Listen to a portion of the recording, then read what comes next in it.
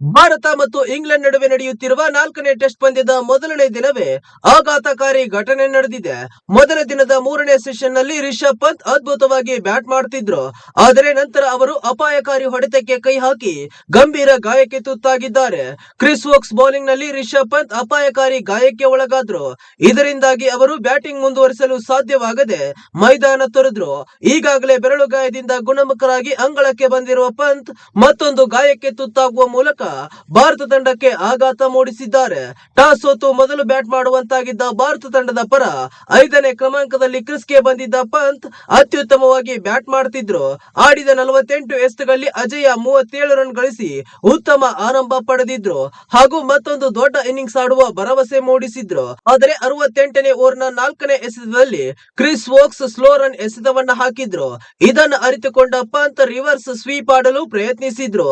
ಆದರೆ ಚೆಂಡು ಬ್ಯಾಟ್ಗೆ ಸಿಗದೆ ನೇರವಾಗಿ ಪಾದದ ಕಾಲ್ಬೆರಳಿನ ಕೆಳಗೆ ಜೋರಾಗಿ ತಾಗಿತು.